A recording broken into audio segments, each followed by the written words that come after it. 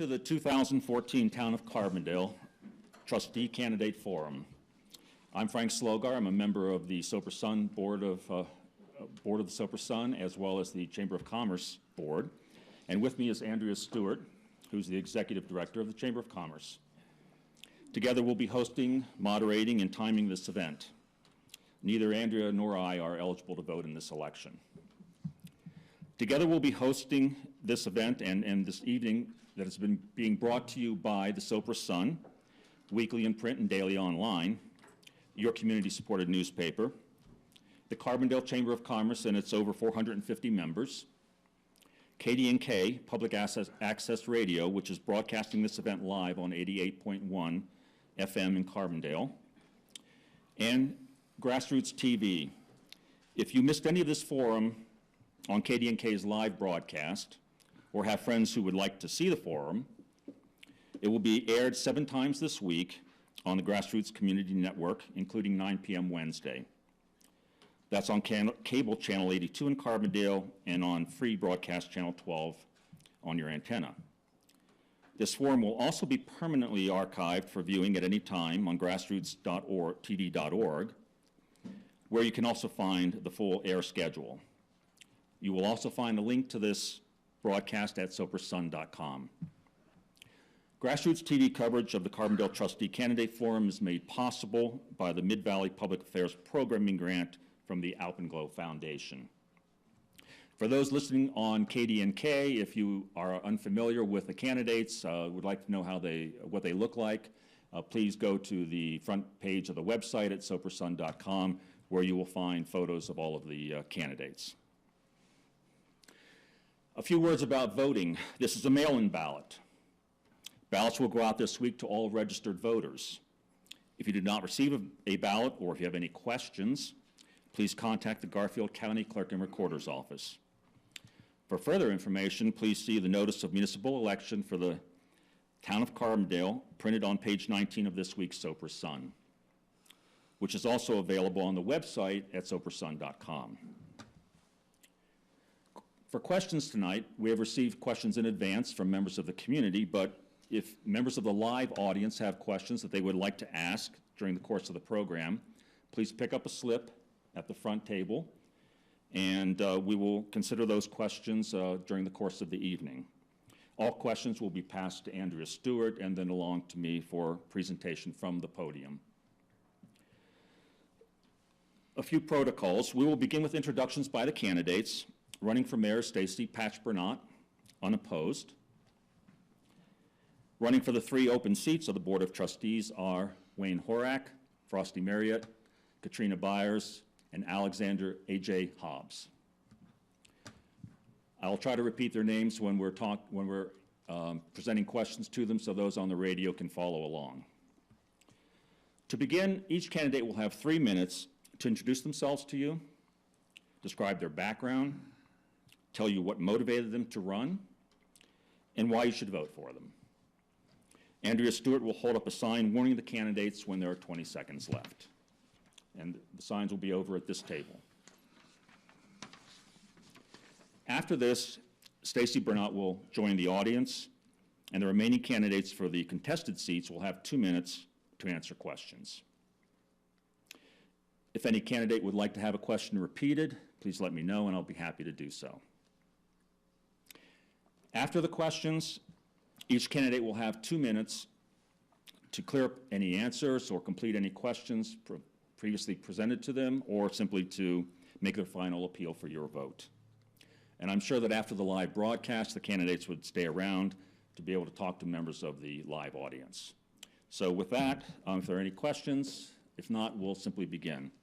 So I would like to introduce first Stacey Patch-Bernat, who is again running unopposed for mayor, to let us know why she's running. Thank you. Thanks, Frank, and thanks everybody for coming and tuning in. I am Stacey Bernat. I'm currently the mayor. I've been the mayor for the last 4 years, and I'm really excited to serve in this capacity again for the next 4. Previously, I served as trustee for a term and a half for 6 years on the Board of Trustees.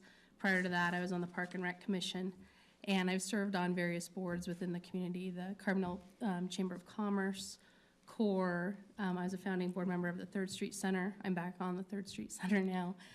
The Root Eye Water Power and Authority Board, as well as RAFTA. So I've served on a couple others probably in that time frame. I'm married with 2 school-age kids that attend Carbondale Public Schools. I'm a 5th-generation Carbondale native, and I'm really proud of this community and the fact that this is not only my hometown, but my children's hometown. So my roots go very deep. One of the things that prompted me to run initially in the capacity of the Board of Trustees is my husband and I had moved back to Carbondale to raise our family, and I wanted more and improved opportunities for our youth, mainly a rec center and improved athletic fields and programs. And so I got involved with the Park and Rec Commission, and I would come home and talk about the people that served on the board. Even though they were great volunteers, they didn't seem to represent some of my perspective, and I didn't think that they really understood what it was like to be middle class, younger, trying to raise a family in this very expensive area. And so my husband said, well, if you don't like it, do something about it. And so I ran for office. I've been very honored and appreciative of all the support I've had in the community over the years. I know not everybody agrees with me on every stance I take or every decision I make, but I pride myself in trying to make thoughtful decisions, explain where I'm coming from, and at the end of the day, move forward, because we're all in this together. We care deeply about this community, whether there's 5 of us up here or 50 of us up here. It takes a great amount of time to say we'll step up and serve this community. And so I'm excited about the future. I'm excited to serve with 3 of these members that are here tonight and see what next step we have in Carbondale. We have a lot of great projects, a lot of things that we can continue to build upon, but I would like to still work towards that kind of centered view of mine of trying to make Carbondale a continued place for families, for newcomers, try to create a more tolerant atmosphere to where anyone of any kind of background can come and make Carbondale their home, and if they choose to have a business here. So I'm excited, and I appreciate being your mayor, so thank you.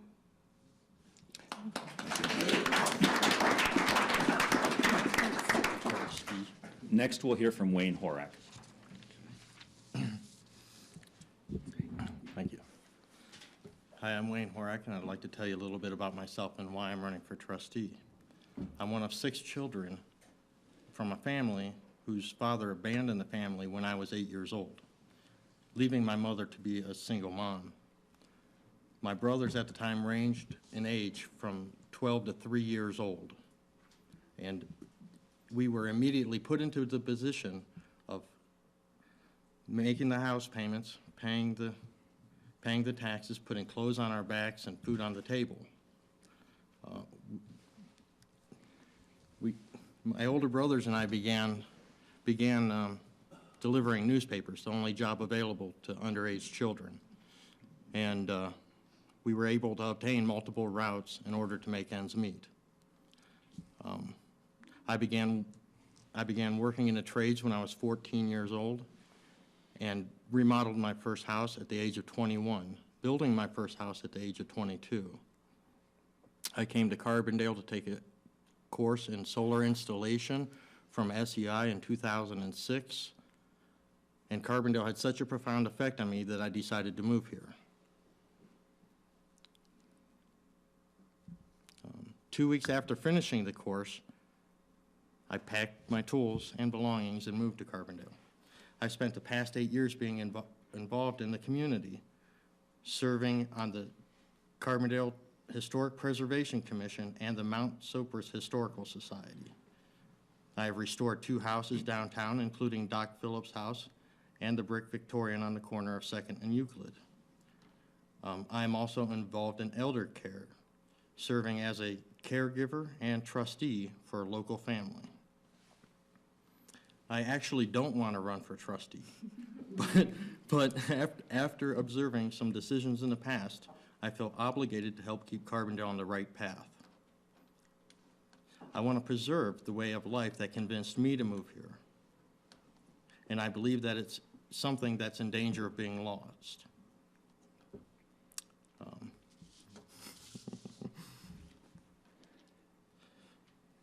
The Carbondale that we all fell in love with needs to be preserved, and I think that I could be a good steward of the ideals while the town moves towards the future. I believe that it is imperative that the town take the necessary steps to direct its destiny and create a sustainable, acceptable economy for the town to thrive while retaining its character and charm. Thank you.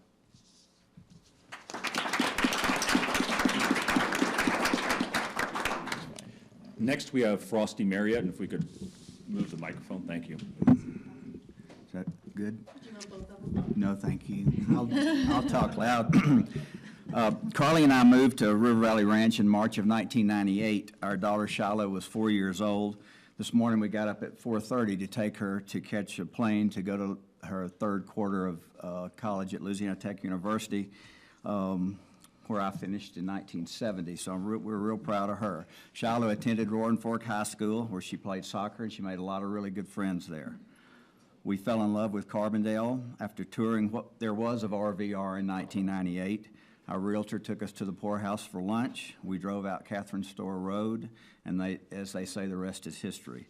In contrast to my youthful exuberance, passions, and smarts of the other candidates, they're bringing to the table, I'm going to emphasize my experience and the continuity I will bring to this board going forward. I've served the last 6 years as town trustee.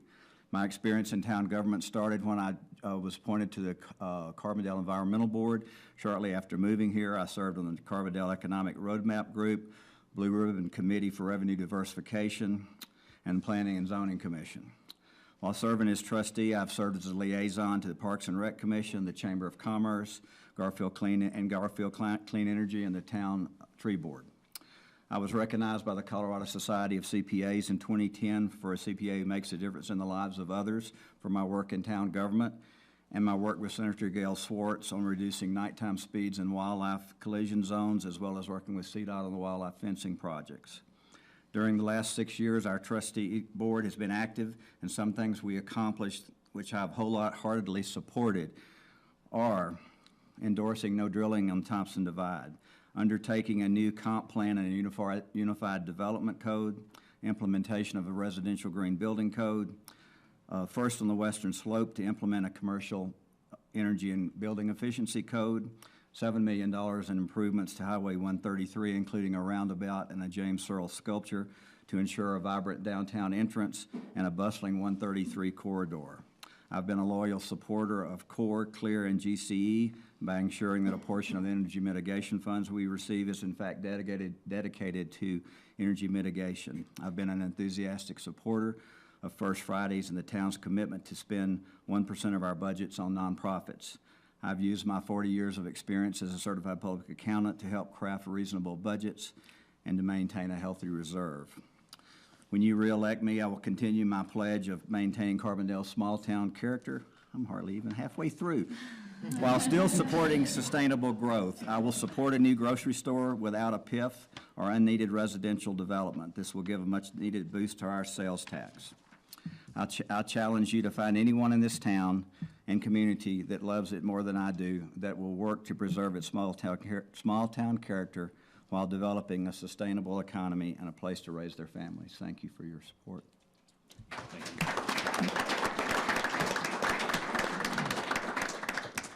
you. Next, we'll hear from Katrina Byers.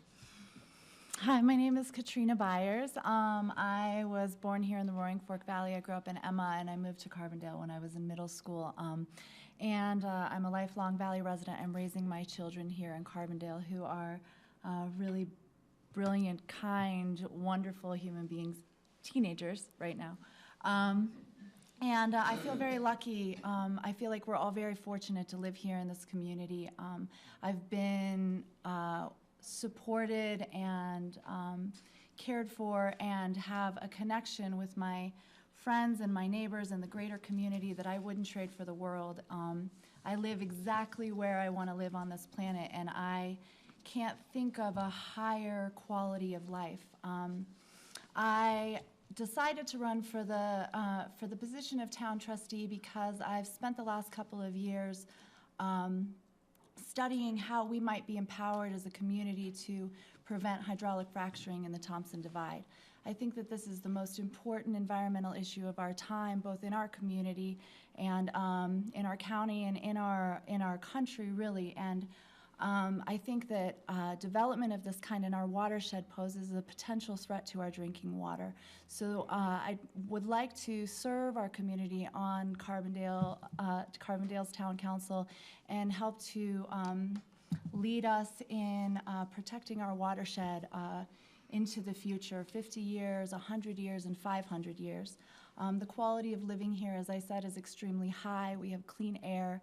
We have one of the purest water sources in the state, maybe the country, that's gravity fed to our community. We are truly blessed and truly rich in natural resources. And our community has a unique quality of health that, that in my traveling around the United States, I haven't seen in a lot of other places. We have a huge ethic of volunteerism, an ethic of robust local businesses, of supporting and taking care of one another. And I'd love to see that our policies continue to support that kind of community structure into the future. I think one of the really important things we need to look at as a community is senior housing and senior resources, as such a large part of our community is moving into this phase of life where we're really going to need to come together as a community and make sure that our seniors don't move to places that have stronger resources for them. We want to keep our community here, and we want to keep it socially and economically diverse. I am so thankful to be here. I'm so glad all of you came out to support us and everyone listening on the radio. And I would really appreciate your vote for town trustee. Thank you.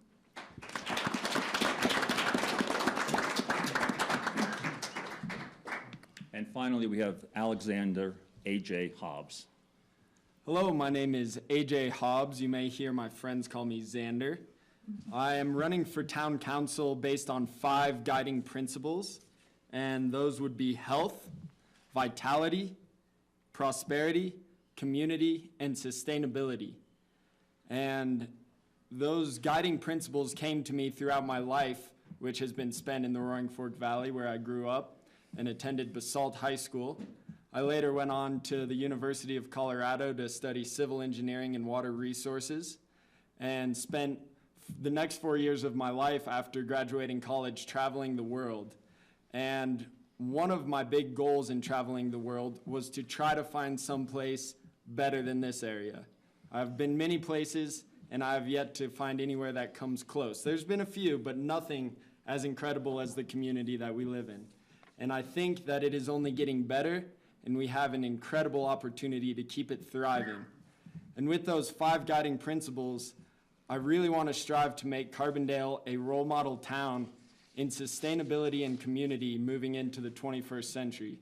I think we are already in place to be that, but with some young energy coupled with the incredible experience of the people who founded this town and got it to where it is, I think we can really take it to the next level that allows the seniors and elderly people who are retiring and getting into that stage to live here comfortably and not feel like they need to move down to a more affordable, cheaper place. At the same time, we need to think of the other end, kids who are growing up here, excuse me, and children who need good education, access to education, whether they speak English, whether they speak Spanish, whether they speak a different language, whether they have lots of money, little money. Education, I think, is the key to all of our answers. And through educating ourselves about our issues that we have and about what we can do, we can go wherever we want to. And I would label myself as an idealist, or I think other people label me as an idealist. And a lot of people see that as a naive perspective, but I see no reason to not strive for the best. There's no reason we cannot do better. There's no reason we cannot be 100% sustainable. There's no reason we cannot create more energy than we consume. And I think we have a very good opportunity here. I look forward to representing the community in the legislative process, which is why I'm running for town council. And I ask for your vote and look forward to seeing you out and about.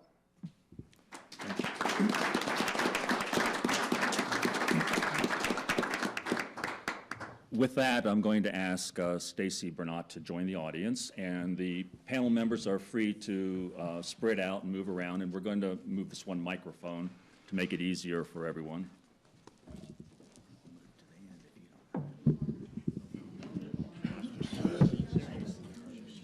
She took my chair.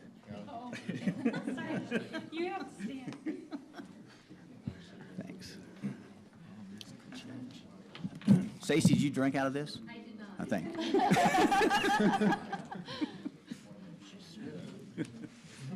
think. Now for the hard part. So we'll be asking you questions, some of which were presented beforehand and some tonight, and you'll each have 2 minutes to answer those questions. You're not being asked to vote or tell us how you would vote on a particular issue, but on your understanding of the issue, and as a trustee, how you would go about the process of addressing it. So each one of you will have the opportunity to answer the same question, and we'll start with Frosty on this end, and then we'll go right down the line, and the next question will begin with Wayne and so forth, okay? Everyone understand? Yep. Great. So Frosty Marriott, rightly or wrongly, some people suggest that Carbondale is not business-friendly. Is Carbondale open for business? And what would you do as a trustee to encourage economic development? Well, you know, this is something that we've been dealing with for ever since before I've been on the board, because when we did the Economic Development Group and the Blue Ribbon Committee and so forth, we were dealing with the economy. And then about when we got those groups came forward with consensus, we had the recession, big recession in 2009, which threw a big curve at us. I personally feel that Carbondale is open for business. I think we've tried to get some ducks in a row to dictate how development or economic development happens in Carbondale. I think we've got those in place now. One of those was the residential green building code. The commercial green building code are in place. We have some. There's some ideas that coming forward that I know that I have that I think can help kick off some things that have to do with affordable housing and with business. But I think we do have to be more attuned. I think the first Fridays has been a real good for our downtown and keeping our downtown vibrant and making a community identity for us.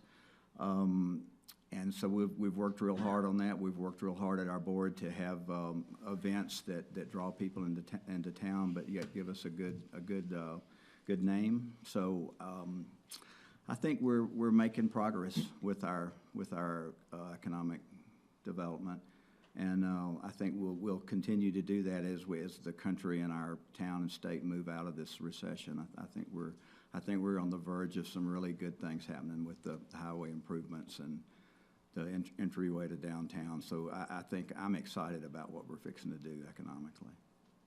Thank you. Thank you. Next, we have Wayne Horak. And again, if any candidate needs to have the question repeated, please let me know. I believe Carbondale is open for business, but I do believe that we could do more to foster business here. Actually met with some of the downtown business owners, and they're struggling a little bit, and I think by putting on more events downtown, we can help promote the businesses downtown and keep them going. I think maybe improving the grocery store would help try to keep some people shopping in Carbondale opposed to going to Basalt or Glenwood to shop. I also think that maybe creating a committee that comes before the Board of Trustees to give us advice on how to be more business friendly and how to keep the economy in Carbondale moving would be a good idea. And I think that's all I have to say. Thank you. Thank you. Next, we'll hear from Katrina Byers. Can you please say the question for me Sure, again? sure. Rightly or wrongly, some people suggest that Carbondale is not business-friendly. Is Carbondale open for business? And what would you do as a trustee to encourage economic development? I have had a chance to talk with some people in the business community as well, and it's been a hard time for business, not only here, but everywhere. And our companies that have stuck it out and stayed in Carbondale have really put all in. You know, I think in terms of investing every element of themselves. I have so much respect for the tenacity of our local business owners, and also our business economy is our tax economy, and so like Wynn said, when people go to Willits to shop or they go to Glenwood Springs to shop, we actually lose out as a community. This is our fund that maintains our parks, that maintains our streets, that goes to our nonprofits, that supports the health of our whole community. We got a fantastic breakdown of the budget the other night, and every penny is spoken for. We're maxed out, and we need to think about, I really think that we, as a community, could set some economic goals that we could support our small businesses in reaching. And if we do that, we increase the community wealth for everyone. One great way that I think supports that idea is the creative plan that is a collaboration between the town of Carbondale, business owners and artists to get signage and wayfinding. I think the roundabout is a great opportunity to have signage directing traffic into our local businesses and our downtown. We have some, and also the Highway 133 and 82 corridor, where we can really draw people into our community. So I think there's a lot of ways that business and town and our creative community can continue to work together to make our economy stronger in the future than it is now. And now we'll hear from A.J. Hobbs. Talking to some of the business owners in Carbondale, I have heard them use the term closed for business, and I can see where they're coming from in that sense, with lots of codes and restrictions that do make it difficult, although many of those codes and restrictions could be very beneficial in the long haul, such as the Green Building Code and our sustainability. So we need to figure out a way to find that balance that allows for sustainability to be achieved, but somehow give the businesses financial incentives in order to stay here. I don't really know what the answers are off the top of my head, but the best I can do as a trustee is reach out and talk to the businesses, talk to the people. And a big thing is educating people about the influence of how you spend your money. Where you invest your money goes a very long ways. You can drive down to Willits and spend your money there. You can go to Glenwood, or you can take the money you earn, invest it in the community, which just helps it grow and adds to our collective pot. And then by creating a sustainable and desirable place to live, tourists will visit this place and they will add money to this pot, which is where we can continue to keep it flourishing within. And I think we have lots of opportunity, especially with things like local and organic food. By spending money on that, we can allow people who live here to make a life growing food for us, which also protects the environment. So there's many things we can do, and it's up to us to communicate and be proactive in order to make it happen. Thank you. We'll begin the second round of questions with Wayne Horak. What do you think are the greatest challenges facing the Board of Trustees?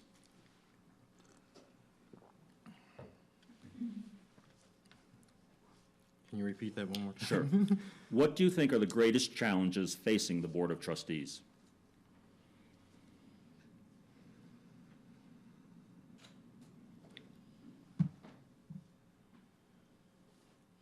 I don't know how to answer that. The greatest challenges?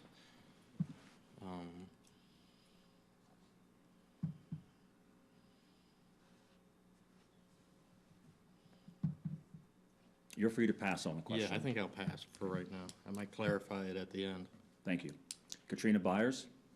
I actually relate to that feeling when people have asked me what the big issues are in Carbondale right now. I have to be honest, we're not divided as a community. Sometimes we get really riled up on an issue, and I actually feel like we're in a really good place right now, where there is not necessarily a lot of conflict. So the biggest issues from my view are, we have the roundabout going in, and I think we have to be very intelligent and aware about how that's going to affect our traffic patterns, and make sure that that is used to the best of our advantage for a local economy, with an extreme focus on pedestrian safety. That's very important to me. My kids cross that road. So I think that's something that we need to really be aware of. Senior housing is a really serious issue. I think the town trustees have an opportunity to start to really look at and invest in as a community in that issue. Right now, the waiting list is 4 years for senior housing, and as I said, this is an increasingly important issue. I think for me, once again, the top issue in this community is protecting our watershed from hydraulic fracturing. So for that is my impetus for being on, for wanting to serve on this board, and that is a top issue and priority in my mind. A.J. Hobbs, Can you repeat the question, Sure. please? what do you think are the greatest challenges facing the Board of Trustees? I think the greatest challenges facing the Board of Trustees is getting a good basis of knowledge of everyone in town, because there's lots of issues that have come up recently where only the people who have problems are the ones who present something. If everything's going fine, you're not going to go out of your way to say, this is great, keep doing it. Some people do, but in general, it's people who have issues. So I think it's very important that we make sure we don't just hear those issues, but go out of our way to make sure that we're getting all sides of the story and trying to unify everyone in what's best for the town. Everyone wants this place to succeed and wants to succeed themselves. And it's just a matter of making sure that we can do it in a way that's acceptable for as many people as possible. And I think some of the biggest issues with that will be where we go as far as business and affordable housing. Because if people cannot continue to live here, they cannot continue to spend money adding to the collective pot I was talking about earlier, and then businesses cannot succeed and thrive, and then tax money is not being put into the town. So we need to make sure that people who want to live here can live here, to support the businesses who want to be here and create this town the incredible place it is.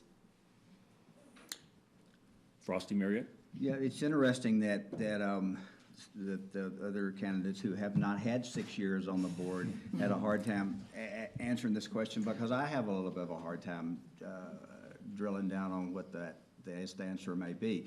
However, I think that one of the things facing us right now, the big things facing us, is our sales tax revenue, and I think that we've got a lot of leakage going on to Basalt. And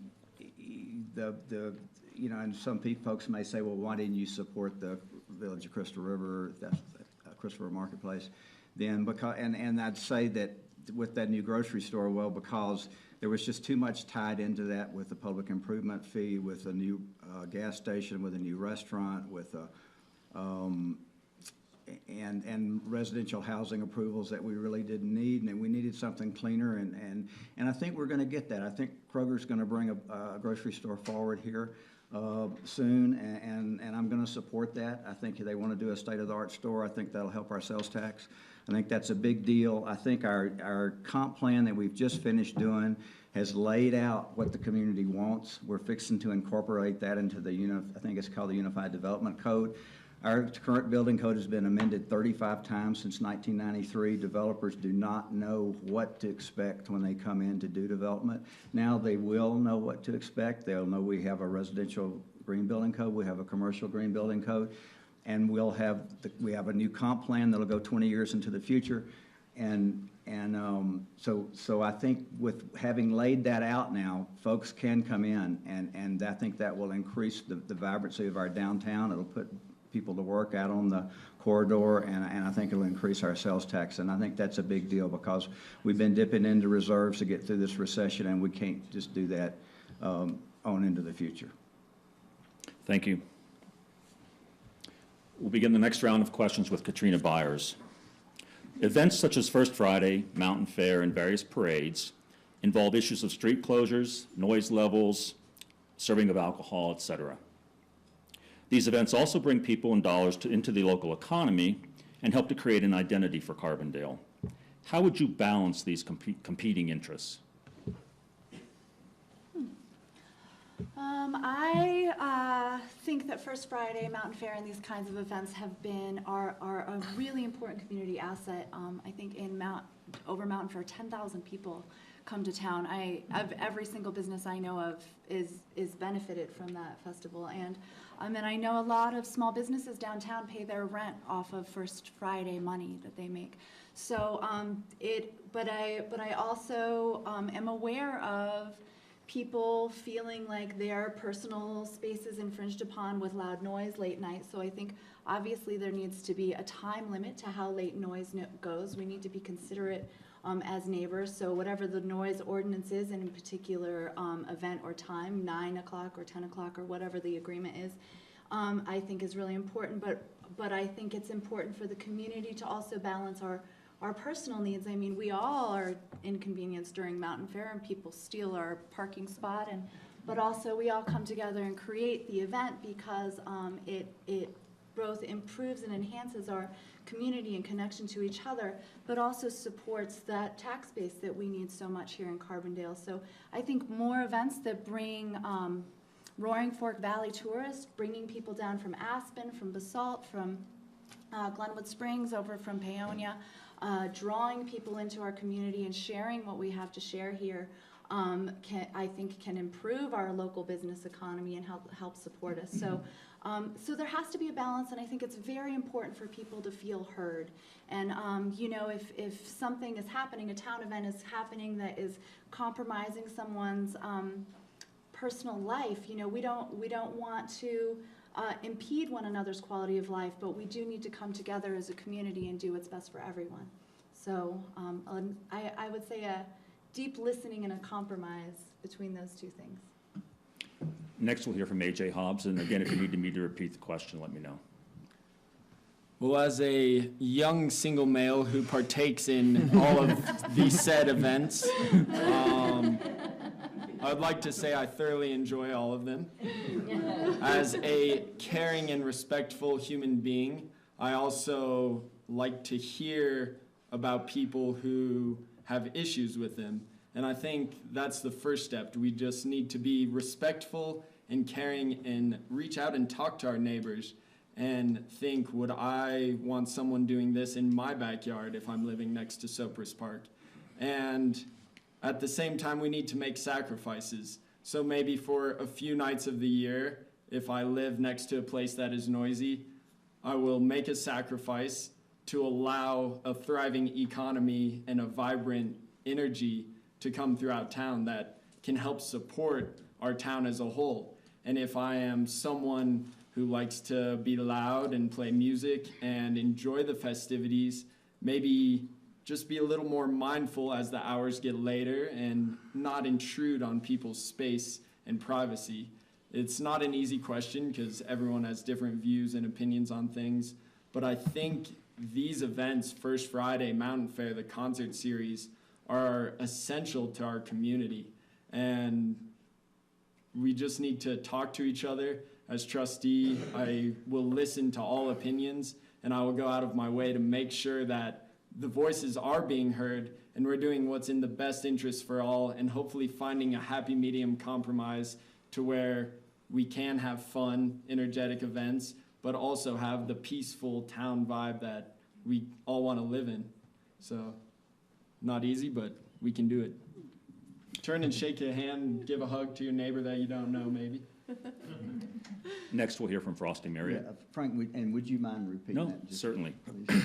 Events such as First Friday, Mountain Fair, and various parades involve issues of street closure, noise levels, serving of alcohol, etc. These events also bring people and dollars into the local economy and help to create an identity for Carbondale.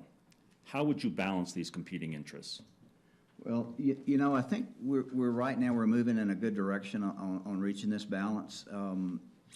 We've actually had put in place over the last year 2 different task force groups. It's not the correct word, but it's something like that, where for downtown events, where the downtown owners as well as the chamber have gotten together and said, okay, here's the requests we have, here's the past events we've done, which ones do we keep, which ones should we have a street closure on, and the main thing is, as others have said, is the main thing you have to do in Carbondale is everybody has to feel a part of it. You have to have that communication for everybody gets their say, and once they get their say, and Stacy's done such a good job with letting people get their say at town council. I'm not sure I would have done quite that good. But people get to have their say. And when they get to have their say, whether if we get a compromise or whether they get their way, they're going to walk away feeling like they were heard. And that's so important in this town because everybody has an opinion in Carbondale. And everybody thinks, most of them think they're right in whatever they have that opinion on. And we just had a group get together on the park, actually, with Mountain Fair. And Amy Kimberly and Jake Boyles facilitated it. And Jerry Albrecht, I guess is Jerry's last name. I hope I didn't butcher that.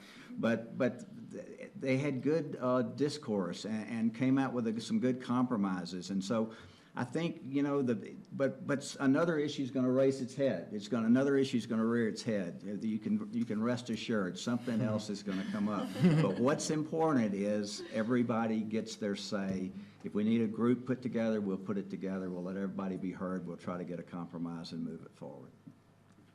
Thank you. Next, Wayne Horak. I tend to agree with Frosty here, with the committee that they put together to review all the parks and the events in the parks, and I think that's a wonderful idea. Also, I've heard complaints about the street closures. I remember Russett's always complained about the street closures, and I think it might be a good idea to close all the parking lanes on Main Street opposed to closing Main Street in its entirety.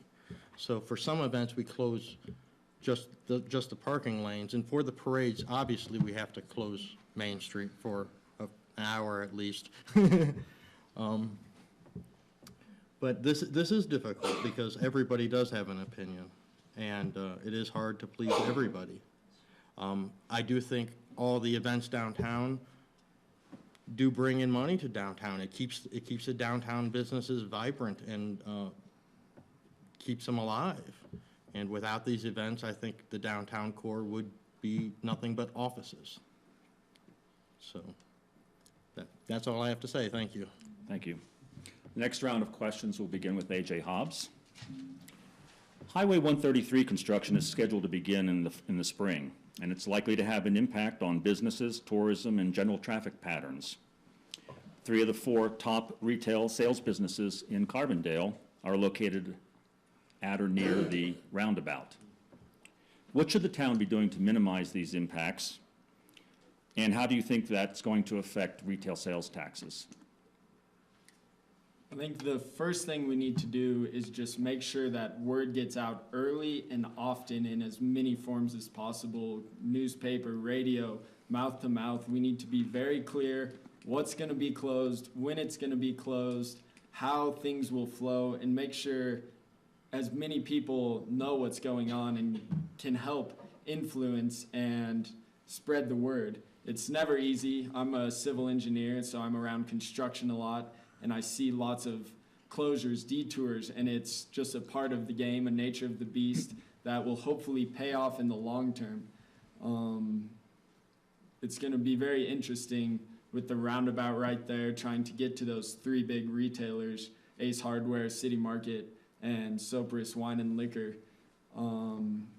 Maybe it will be a chance for other businesses to get some of their money. No offense to any of those businesses, but as the town, maybe the wealth will be more redistributed, and then in the long run, when that roundabout is finished, we'll be able to access those easily again. It's not an easy issue, but the most important thing is communicating and making sure people know.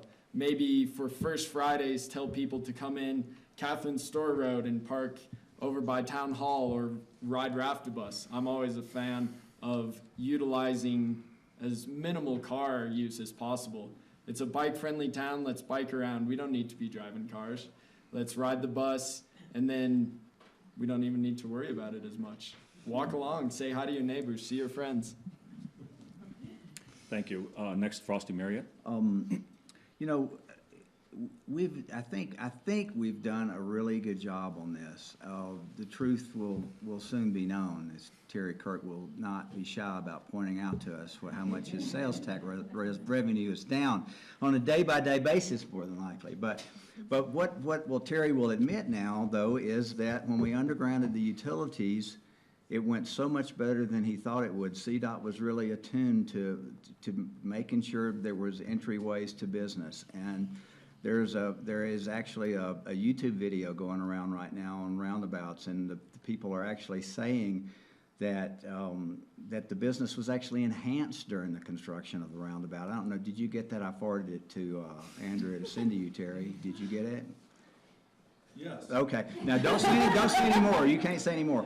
Anyhow, so but the chamber has stepped up, and the chamber has stepped up and is going to kick off the project with and we're going to have when the town's going to help. We're going to communicate exactly when everything started. We're going to have daily communications on the town website. We'll have postings in the newspaper that will tell people what's going on every day of this construction. And hopefully we'll get some good weather, and it'll go smoothly, more smoothly than people are expecting. And CDOT has experience with this, and they are vested in this. To them, this is one of they're looking to this roundabout as a signature accomplishment for CDOT. With the Searle sculpture and with pedestrian and bicycle safety, CDOT really wants this to work because they want to be able to brag about it all over the country. So let's all try to work together and make this work, because once it's done, it's going to be a really neat thing for Carbondale.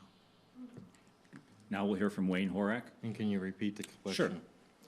Highway 133 construction is scheduled to begin this spring, and it's likely to have an impact on business, tourism, and general traffic patterns around town. 3 of the 4 top retail sales tax businesses in Carbondale are located on or near the proposed roundabout. What should the town be doing to minimize these impacts, and how do you see that affecting sales tax?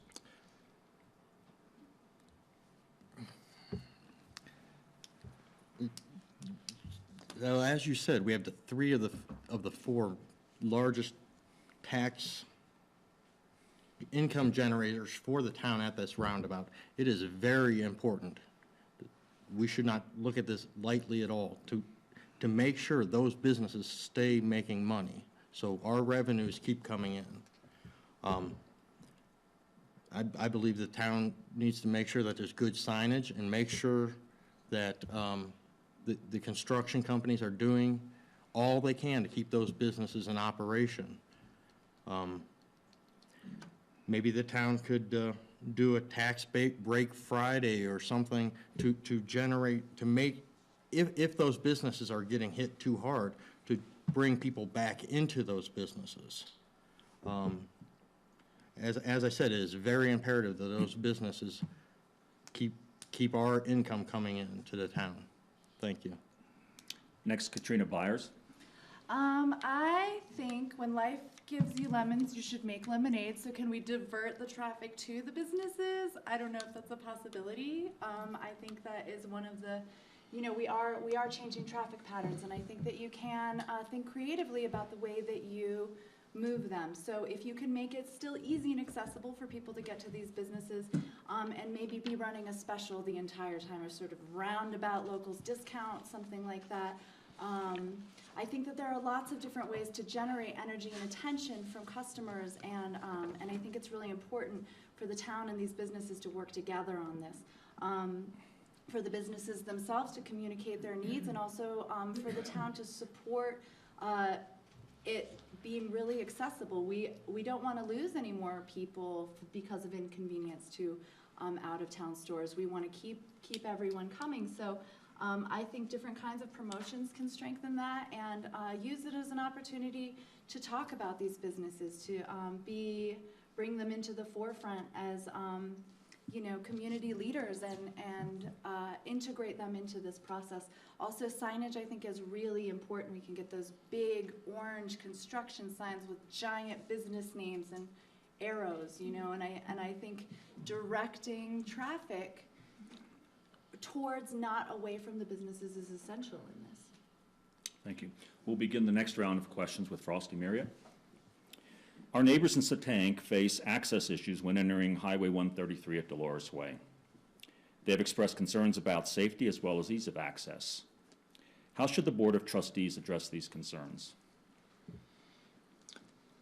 Well, you know, there's no doubt it's a problem area, and the board has I think we've come out and said that it's in our long-range plan to change the Dolores Way and 133 intersection there. There's been several proposals. We actually talked to CDOT about trying to roll that into this current 133 improvement fix, but the funds weren't there. There are some, we asked if, when we had the issue with Colorado Mountain, not CRMS, I'm sorry, last week, about trying to get a right-of-way of some land so we can redo that intersection. But the town, the board and the town recognize this is a problem, and it is an issue, and it is on CDOT's long-range plan, and we will continue to wear on CDOT to fix this as a safety issue. And you know, you may say, well, some folks say, well, CDOT's never going to do that, but I like to say, CDOT was going to build a 6-lane highway through Carbondale from 82 past Main Street. And that was what they had proposed. And our project leadership team with John Hoffman and some other folks wore them down to a 3-lane, and that's what we're getting. So keep in mind, we've got this on our radar, and we're not ignoring it. We're trying to get it done, and we'll get it done as soon as we can. Wayne Horak. I know this has been discussed multiple times, and but I was watching a trustee meeting on TV at home, and they were talking about this county road that goes through the Colorado Mountain School. What's the name of that school? I'm sorry, CRMS. But that actually goes into Satank, and I don't know if that would be an acceptable route to get in and out, opposed to spending all this money on the infrastructure on 133. That's all I have to say on that. Thanks. Next, Katrina Byers. Could you repeat it for me, please? Sure. Our neighbors in Satank face access issues when entering Highway 133 at Dolores Way.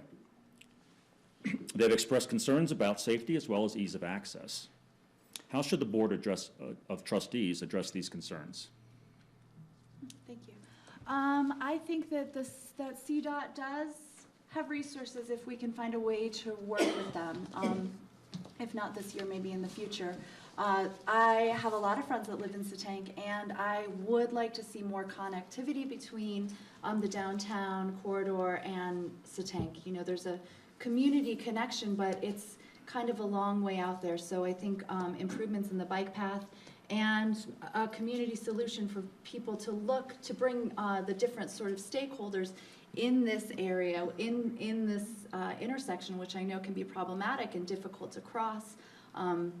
It's always a little scary contending with all that traffic. So a safe crossing, number one, and I don't think we necessarily need to even wait for CDOT to make the crossing more safe. I think we could do that with some local resources.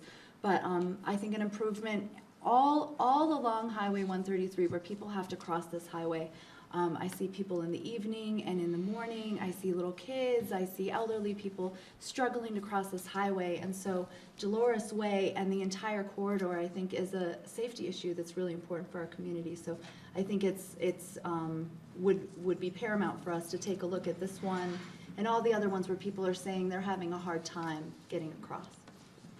Thank you. A.J. Hobbs?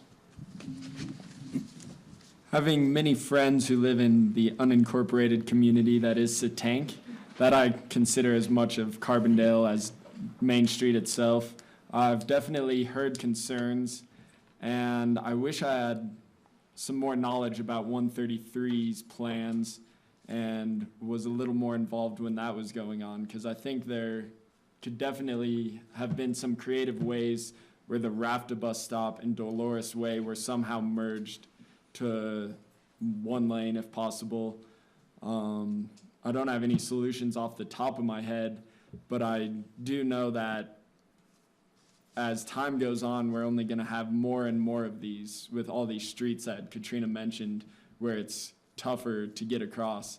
And the more that 133 gets used and accessed, it's just going to be more traffic and more difficult to cross. So we need to be very mindful of that moving into the future and just make sure that the people who are having trouble are able to voice their opinion and we're able to communicate about it and hopefully come to solutions that don't delay the traffic too much with too many lights along 133, but still allow safe access. And it's not going to be easy, but we'll have to think very smartly and creatively about it, and we'll find a way. Drive less, ride your bikes, walk. We'll begin the next round of questions with Wayne Horak. Does Carbondale need a new grocery store? And if so, what would you do differently from the VCR project to promote a new grocery store?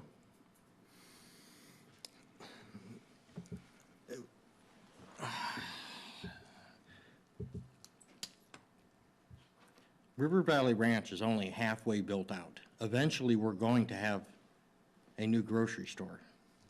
So yes, I do believe that if we would have built the grocery store then, maybe change, I didn't like the location of it, but it would be in and we wouldn't have to tear up the streets a second time. So if they build the grocery store 2 years from now, then they're going to have to tear up the streets in order to put all these infrastructure in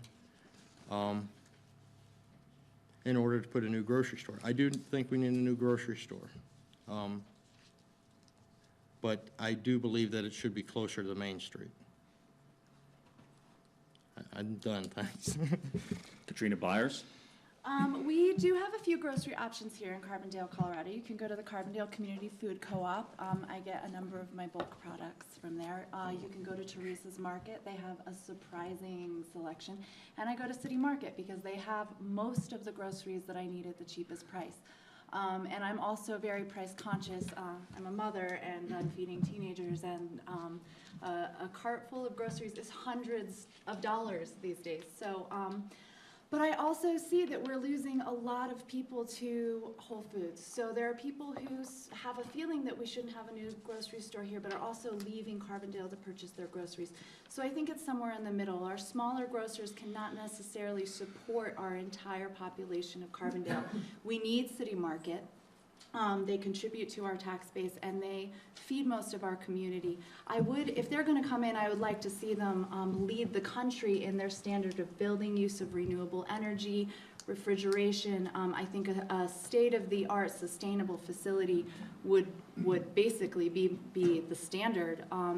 But I do think that it could benefit Carbondale if it is, number one, on a land that has been previously developed. Number two is to the highest possible standard of sustainability. Number three does not nullify other small businesses. We don't want to lose the Carbondale Food Co-op because we have a big fancy City Market. So it has to work within the needs of Carbondale, the future of Carbondale. We're going to grow and we do need a market. And honestly, when I look at the infrastructure of City Market, if it were my grocery store, I could see how they would like to improve on their facilities. So if a new city market is necessary for our future, I think we should hold it to the highest possible standard, and continue to support our little businesses too. AJ Hobbs. Let me first state that I am currently serving as the treasurer on the board for the Carbondale Community Food Co-op. And I personally think food can solve all of our issues, not only in Carbondale, but worldwide. Every single person eats. And throughout the world, a lot of people do not have food. Throughout the world, a lot of people have too much food. And here in Carbondale, some of the concerns with the Carbondale Community Food Co-op are prices are too high and there's not enough selection. The more that the community invests in it, the cheaper the prices will be and the more selection will be made. That will also support local and organic farmers of the area who are great stewards of the land and in turn can live here in a sustainable way. And this also provides health benefits which are not even calculable, if that is a word, at this point. By eating healthy and taking care of health on the forefront, you don't need to worry about medical bills on the long term. With that being said, I do think healthy competition is good, and if there were to be a new grocery store put in, I think like Katrina said, it must be state of the art. Whole Foods has an entire roof that is not being utilized. There should be a garden on there, solar power, wind power. That is not sustainable. Whole Foods money goes to corporations which are in other places. By supporting Kroger or City Market, that money goes to money outside of our community. Supporting locals, the food co-op, Teresa's Market, Garcia's, that money stays in the community and can help us thrive. So I think if we do allow it, it needs to be done very responsibly. But most importantly, we need to support the local farming and local resources that we have here. Frosty Marriott. So, could you, Sure. please? Does Carbondale need a new grocery store? And if so, what would you do differently from the VCR project to promote a new grocery store? Okay, and so I'm going to say definitely we need a new grocery store. I think that Carly and I have seen over the last year or two especially that the store here is not stocking things that the produce is not nearly like the City Market in Elgibel, much less the Whole Foods. So, and we're leaking a lot of sales tax. A lot of folks are going to their Aspen Glen folks, Carbondale folks are making that trip, and it's leaking the sales tax revenue. So I feel committed to trying to get a new grocery store. The thing that I had against the store at the Crystal River, or I can't, Village of Crystal River, Crystal River Marketplace, was that the location I'll agree with. I didn't like the location of that. You know, the infrastructure, the developer was requiring a public improvement fee, I think is what it was called. So a lot of the sales tax that was going to be generated by that development was going to go to pay for infrastructure that the developer needed to put that store in. There was going to be a gas station approved and a fast food restaurant approved. Out there, that fast food restaurant, in my mind, would have been the end of Dose or the diner, one or the other. There was an approval of a lot of residential development we didn't need. And the developer, I don't think, tried to work with us. We asked him time and again, what is going to make this uniquely Carbondalian? And there never was anything. It was money, money, money. So I think that that was not a good project for Carbondale. I think that if Kroger brings forward a store on Main Street across from the existing City Market behind the 7-Eleven, that's a good place for it. Because we've got our commercial green building code in place now, it is state of the art, it is best practices, and the store will be built to that code in Carbondale. And so now we've got that in place. Now we don't have to argue with the developer about how green are you going to be, what are you going to build. We've got the code in place. They know what to expect. So I think it would be a good thing for the town. We'll begin the next round of questions with Katrina Byers. After the Searles Museum pulled out of the old library space, the town has the opportunity to reconsider its use. What are your thoughts on how to use the old library? I love the old library building, and it is in such a key location, almost essentially right off of Main Street with a park in between it and Main Street.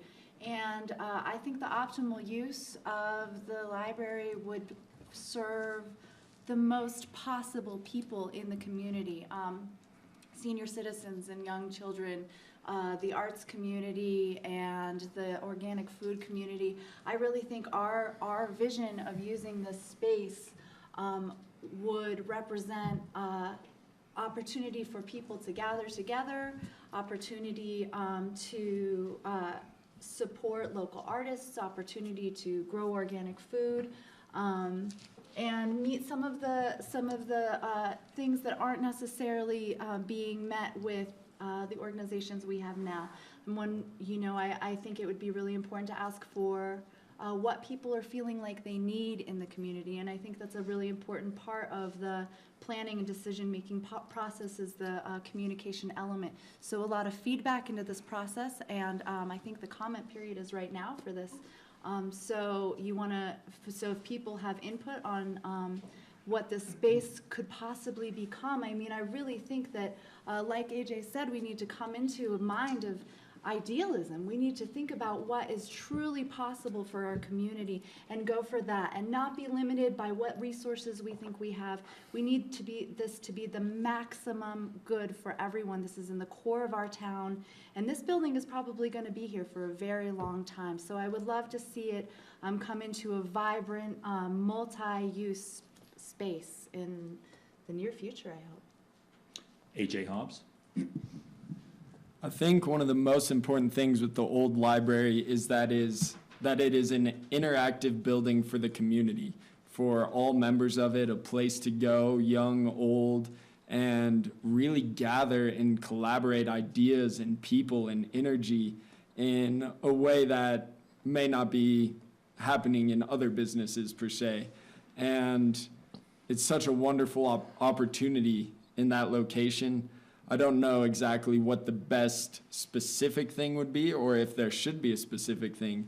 I think it may be better if it is very community-centered and maybe, I don't know, interactive for all, have arts, food, education, classes, workshops. If someone from the community wants to teach a dance class there, teach a dance class. If someone has a skill or trait they'd like to show off there and share with the community, I think that is a wonderful opportunity and can really take advantage of this situation and maybe even be a key piece for Carbondale. So when tourists and guests come to visit Carbondale, maybe that's the first place they go and can get a little taste and hopefully direct people towards the local businesses in the area and cater to the needs of the community and the tourist, helping us all thrive. Frosty Marriott? So I think the request for proposal RFPs are in process right now, and I haven't checked to see how many we've had. I think we've got a couple in, and so the new board, we made a decision on the old board being John Folkrod and myself. To let the new board make this decision. The RFPs will come forward and they'll be examined on their merit and was what would be the best thing for Carbondale and the best thing for the community. The business community was, I think, unanimous in their support of putting the Searles Museum there. That didn't work out. We may have made a mistake there with that, but every once in a while, I guess we do that. Having said that, I'm excited about what the RFPs will be. I think we'll find a good use. I think it's important to keep in mind that the town owns that land and building and that it may be valuable in some kind of negotiation down the road for to get downtown parking that we may want or to get downtown open space we may want. And I think it's important to keep a big picture plan of that property in the future. Wayne Horak? I actually agree with Frosty's last statement, and that's what was running through my mind as he was talking, is that I think we need to review the RFPs and pick something and get it in there quick. That building's been almost vacant for a year, almost, and we need to get the revenue coming in. And if we can't find something to go in there that the town agrees with, maybe we could trade the library or sell it to do other things, whether it's putting in sidewalks or upgrading the sewer systems or the water lines or the ditches. And if not, my third thought would be we could always raise the building and put in parking, because the town does not own not one parking lot downtown. So this way the town would own a parking lot downtown. Thank you. The next round of questions will begin with A.J. Hobbs. The town of Carbondale has formally addressed drilling in the Thompson Divide. What more can or should the Board of Trustees be doing? I think one of the most important things the Board of Trustees can be doing is creating legislation within our limits to protect our natural resources. And that could be water rights, preserving open space, maybe incentives for people who are being good stewards of the land, if possible. It's tough because that's outside of town limits, but affects town tremendously. And like I said earlier, education is the biggest key. And if we, the consumer, are not purchasing oil and gas, they will not drill for oil and gas. So the town needs to be very proactive in reaching a very sustainable goal, if not 100%, maybe more. I still think it's possible for us to produce more energy than we use, and there's no reason to not go for that. Support local businesses, local food, organic farming, and make sure that we are not wasting our resources ourselves. It all starts with ourselves. And the more we conserve, the less demand there is for oil and gas, and the less oil and gas will want to develop that area. But regardless, we cannot have drilling in Thompson Divide. There are too many places in nature that are being affected, and this is a key piece with headwaters to many areas, especially our drinking water. And I don't know about you guys, but I would much rather have water, fresh air, food, and land over money, oil, and gas. Frosty Marriott? You know, our board has been really proactive in doing whatever we could to dissuade the powers that be from drilling in Thompson Divide. This started to be a pretty big issue with us 2 years ago, on the election 2 years ago. For those of you who don't know, Stacy has actually been to Washington, to D.C., and lobbied and met with our senators and our rep, and so we have reached out, and we signed on to the letter with Pitkin County and Glenwood Springs, basically saying that there are places too special to drill, and Thompson Divide is one of them. And besides that there's some questions of the legality of issuing these leases, and certainly the extension of them. And we need to continue to voice that. But as AJ said, it's also really important that we walk the walk, and that if we're saying we don't want you to drill everywhere, then we're going to do our part to conserve and do efficiencies and do renewables and be the leader in that in our town. And then it gives us more standing when we say, don't drill this place right outside our town and ruin our water or ruin our air. Wayne Horak? I tend to agree with these guys. Basically, I agree. I would just continue with what the town trustees are doing now, with writing the letters and doing everything we can to stop it. Thank you. Katrina Byers? I think that the town of Carbondale can write watershed unique to our community. We can write our own legislation that protects our drinking water supply from hydraulic fracturing. Writing local ordinances and protections is not entirely new, but several small communities throughout Colorado have already done that. So we can be empowered as a community to write our own legislation for our own water supply that we all rely on. So that would be a first step. Wild and scenic river designation for the Crystal River would be the second step because it protects the watershed from oil and gas development. I think also town participation in the environmental impact study is very important because geologically this area is very unstable. We have crumbling shale. Some of the environmental devastation done 100 years ago with coal development in this area has still not had a chance to recover. $3 million is put into recovery in the coal basin area, and that's our worst polluter into the Crystal River. So I think taking local measures that prevent any kind of development like that in our drinking water, I mean, to me, this comes down to what our core value is. And for me, our core value is fresh drinking water for our entire community. I can't imagine this being compromised here. So I think that we should write some local laws that protect it. We also have a number of endangered species that are in this area that are not actually taken into consideration in oil and gas development. And also oil and gas development is our threat to a local economy. So putting what is sustaining us now as an economy in jeopardy, I think also needs to be protected against. So I think we can write laws to prevent this kind of development, and that's what I think we should do. Thank you. The next round of questions will begin with Frosty Marriott. In 2013, sales tax revenues were up in other towns in the Roaring Fork Valley, but not in Carbondale. The town's budget is stressed with multiple challenges. What do you think you need to do as a trustee to increase the revenue in town? Well, I think first that our sales tax revenue, I think, was up. We budgeted it up 2%. I think it came in a little over that in 2013. We're budgeting the same increase in 2014.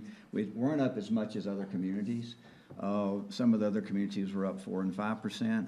I attribute that to the sales tax leakage from the grocery stores, from the grocery store mainly. And Willits, you have to keep in mind, Willits is a huge success down there. I mean, it is really, and Basalt, really made a good move annexing out there to get that land, to get that grocery store in their sales tax base.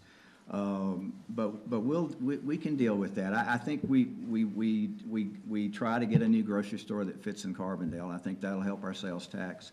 And I think we had a healthy reserve when this recession started. I think it was $6 million. I mean, a healthy reserve, I think somewhere around our general fund budget's about $5 million a year, round numbers, and our reserve was $6 million. I think they say, a 6-month reserve is for 6-month operations without income is healthy. So we always had a healthy reserve. We have been dipping into it during this recession while our sales tax cratered after '09 and our use tax from building and stuff. But we're coming back slow and steady, and I think we get a new grocery store, I think we'll be in pretty good shape. Thank you. Wayne Horak? I think I agree with Frosty on that. I think the grocery store is the #1 tax generator for this town, and I think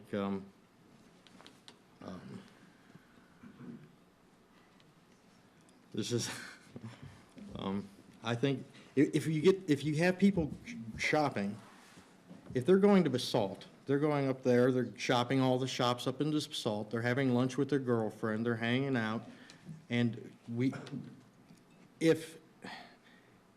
what we need to do is we need to grab people from Aspen Glen, Cerise Ranch, and bring them in, get close to town enough to shop, buy their groceries, go have lunch, and then leave without actually parking in downtown.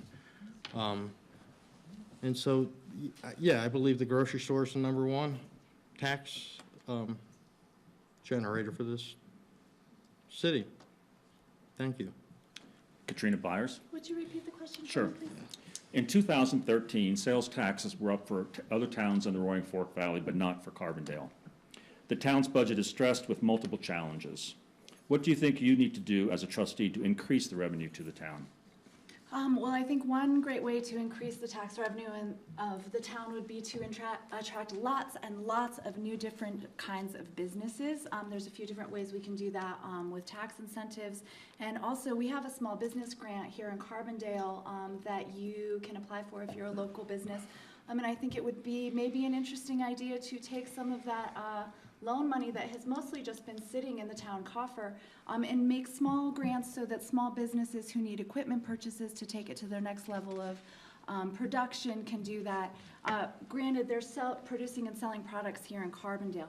We have lots of empty retail space, and there's no reason for that. So I think really filling our retail spaces, creating a more vibrant local business community, supporting our businesses through wayfinding and signage like is in the creative plan, all of these things to get new businesses going. You know, I just learned this last week we have a brand new brewery in Carbondale. And so these kinds of things that are cottage industries, that are small companies that employ between 2 and 12 people, there's higher job satisfaction in these kinds of companies. So I think that we could support a broader spectrum of new businesses here in Carbondale, that we could actually attract people here and help people who have ideas here to really take hold of their dreams and express their potential as entrepreneurs. I think another thing that we could do is exchange promotions with other mountain towns, so that maybe through local patronage you could win an overnight in Breckenridge and vice versa, so that we're getting this sort of cross-pollination of tourism and local support with our immediate town neighbors. AJ Hobbs? I think it's also very important to consider that although our tax revenue isn't being as increased as much as towns like Basalt and Glenwood and Aspen, we are still maintaining our character, culture, and lifestyle here in Carbondale, which I consider an investment for the future. As the world and nation gets more and more developed, places like Carbondale will be more and more desired. So we need to work very creatively on protecting our resources and our culture and lifestyle here, but still make it business friendly and think about things in a different way maybe. And people come here for First Friday and they spend money here. So maybe try to figure out a way to get them here First Friday, then keep them here with something going on Saturday.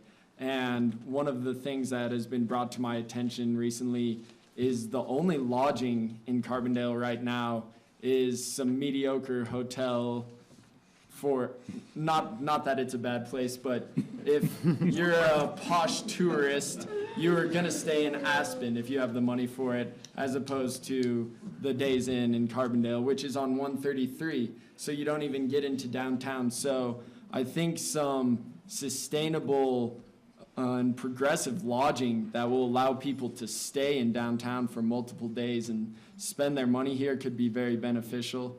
I also think that it's important that we utilize all of our assets and communicate well. There's a lot of opportunity, and yeah, I guess that's all I got for that.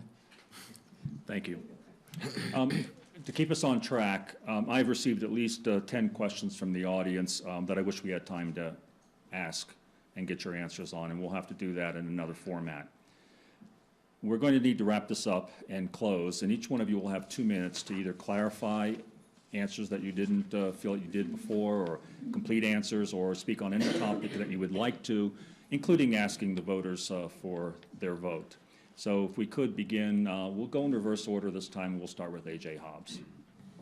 Once again, my name is AJ Hobbs. I was raised in the Roaring Fork Valley and have always known how incredible this place is, and have been very passionate about showing off its assets to other people without compromising them.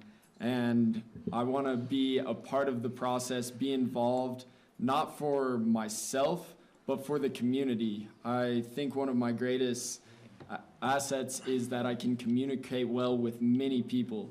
And as far as I understand, it doesn't seem like it these days, but a democracy is a representation of the people. And I think on a town level we can do that. Whether or not Washington does that is one thing, but here in a town, I'm here to represent the people, talk to all parties involved, see all sides of the story, and hope that we can unify and come together to make Carbondale a role model town in sustainability and community for the 21st century. I ask for your vote, and regardless, I look forward to being a part of this community and getting to know more and more people. It's been an incredible journey so far, so thank you. Katrina Byers. My name's Katrina Byers, and I would appreciate your vote for town trustee. Also, I really believe that we are unified for the Thompson Divide, and that together we can come together and write legislation that will protect this area for our children, our grandchildren, and generations in the future who will look back at the decisions we make now and thank us, I hope.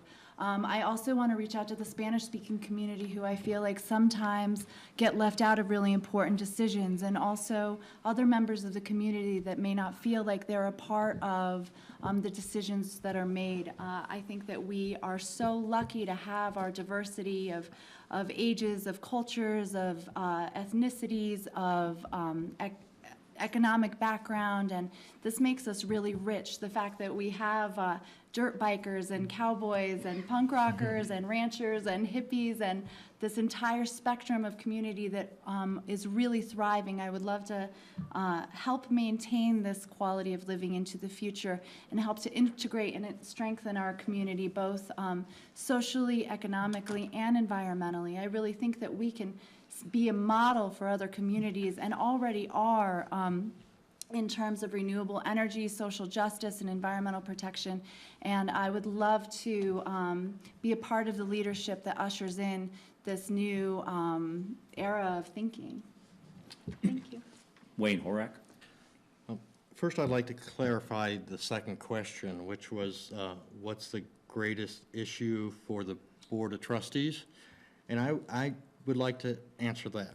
I think it's the budget, because if we don't have a sustainable budget and a sustainable tax revenue source, everything else is off the table.